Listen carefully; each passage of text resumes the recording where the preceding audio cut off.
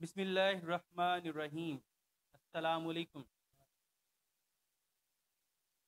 We are going to start the complex cube root of unity.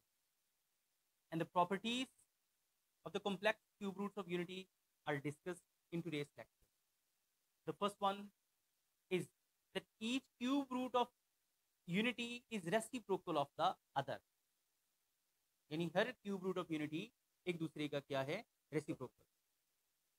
पिछली जो हमने कल प्रॉपर्टीज डिस्कस की थी उसमें एक चीज हमने डिस्कस की थी that the product of cube roots of unity equals to 1. क्या पढ़ा था हमने कि जो प्रोडक्ट है क्यूब रूट्स ऑफ यूनिटी वो क्या है, 1 के इक्वल. ओके, इसी से ही हम ये साबित कर सकेंगे कि अगर हम ओमेगा इधर रहने दें और ओमेगा उधर, ओमेगा स्क्वायर उधर ले जाएं, तो बताएं एक ऊपर है दूसरा यानी डिनोमिनेटर फॉर्म में उल्टा हो गया, इसको कहते हैं रेसिप्रोकल फॉर्म. अब फर्ज करो कि हम ओमेगा स्क्वायर इधर रहने देते हैं, तो ये वाला ओमेगा उधर जाके क्या हो जाएगा, डिवाइड. क्या पता चला कि अगर आप एक क्यूब रूट ऑफ यूनिटी लेते हो दूसरा दूसरी तरफ ले जाते हो तो वो उल्टा हो जाता है. उल्टा हो जाने को क्या कहेंगे, रेसिप्रोकल. ओके, अब हम प्रॉपर्टी नंबर डी की तरफ जाएंगे.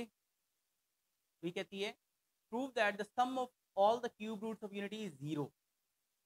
यानी ये कहता है कि sum of cube roots of unity is equal to 0. अच्छा, अब इसकी तरफ जाएं. हमारे पास क्यूब रूट्स ऑफ यूनिटी तो यही तीन है ना, 1 ओमेगा और ओमेगा स्क्वायर.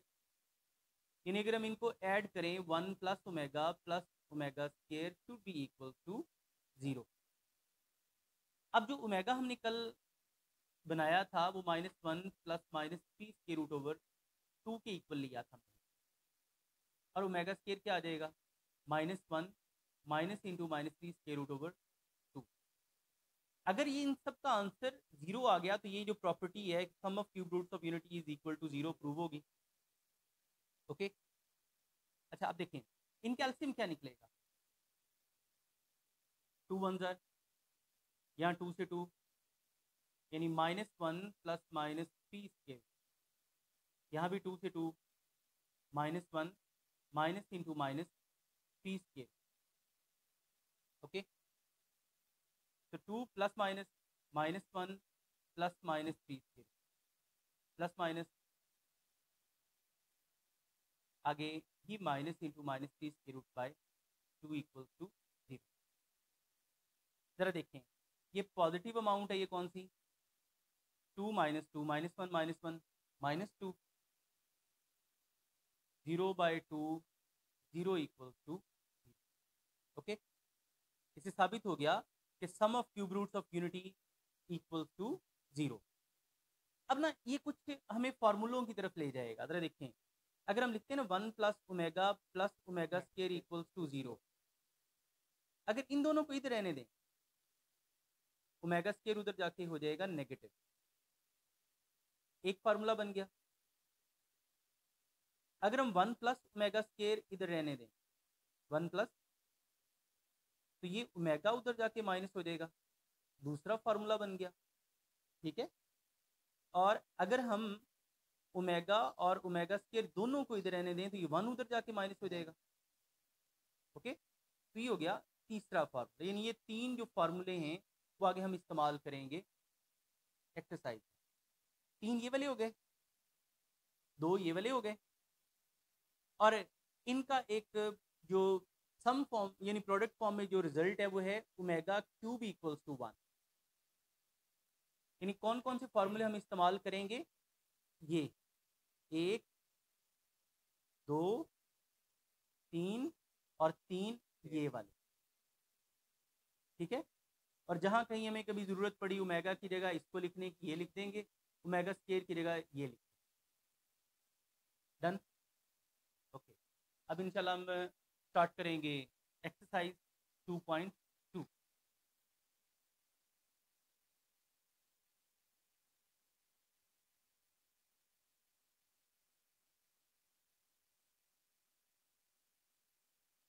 इसका पहला सवाल है find the cube roots of -1, 8, -27, 64, यानी बेसिकली 4 पार्ट, ठीक है। तो इन चारों में से कौन सा करूँ? ओके, -27 वाला आपने सेलेक्ट किया, इसको स्टार्ट कर, यानी इसकी स्टेटमेंट दोबारा सुन लेने को, find the cube root of -27। हम यहाँ पे लेट करेंगे, let x be the cube root of -27। Okay, अब क्यूब रूट खत्म करने के लिए हम दोनों तरफ ले लेंगे क्यूब, स्केयर रूट खत्म करने के लिए स्केयर लेते हैं, क्यूब रूट के लिए क्यूब लेंगे। ओके बेटा, ये दोनों कट के x क्यूब इक्वल्स टू -27, इधर जाके क्या हो जाएगा, ये प्लस, हाँ, जैसे स्केयर से स्केयर रूट कट जाता है उसी तरह क्यूब से क्यूब रूट कट जाता है। इस पे फार्मूला लग जाएगा, x cube plus p cube equals to 0। ये अपने 9th में फार्मूला पढ़ा था, वो ये था first plus second, first square minus first second plus second का इक्वल्स टू 0। इधर आ जाएगा x x 3 3, डन। ओके, अच्छा, x plus 3 into x square minus 3x plus 9 equals to 0। अब इन दोनों को अलग अलग हम क्या लेंगे, 0 की इक्वल,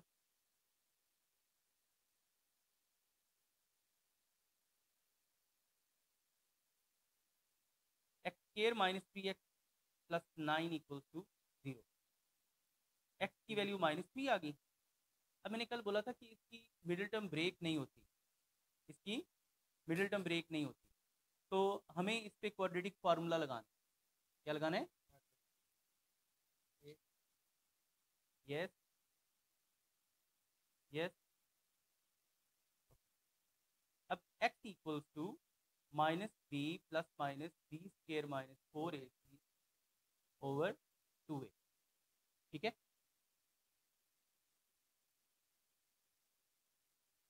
-3 आ गया ना b की जगह पे, -3 का स्केयर -4, a की जगह पे 1 और c की जगह 9, a की जगह पे 1। ओके बेटा, माइनस माइनस प्लस 3 हो गया, 9 -4 9 जार 36 ओवर 2, -27 रह जाएगा। 27 को हम 9 इंटू -3 लिख सकते हैं, क्यों बेटा, 9 का स्क्वायर रूट 3 हो जाएगा और ये -3 अंदर रह जाएगा डिवाइडेड बाय 2। ओके, क्या 3 कॉमन लिया जा सकता है यहाँ से, x equals to 3 into 1 plus minus -3 square root over 2। अब इससे हम दो रिजल्ट ले चलते हैं, क्योंकि प्लस माइनस आ गया ना, तो x equals to 3 into 1 plus -3 square root over 2 और x equals to 3 into 1 minus -3 square root over 2। Okay, अच्छा, अभी थोड़ी देर पहले हम जो बात कर रहे थे कि अगर होता ना -1 प्लस -3 स्क्वायर रूट ओवर 2, तो उसकी जगह हम क्या लिख सकते हैं, ओमेगा।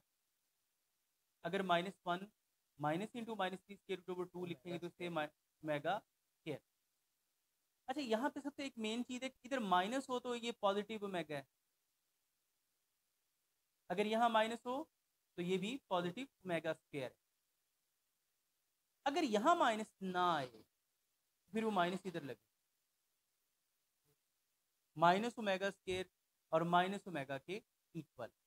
देखो इधर यहाँ नेगेटिव नहीं ना आई, ये बेसिकली अगर हम इसको देखें तो ये यही चीज़ है, सिर्फ एक चीज़ का फर्क है, वो क्या है, माइनस का साइन नहीं, यहाँ माइनस का साइन, इसलिए इसे लिखेंगे माइनस ओमेगा, ठीक है। बाहर वाला 3 तो ऐसे ही आ जाएगा ना, इस पोर्शन की जगह पे आपने क्या लिख दिया, माइनस ओमेगा,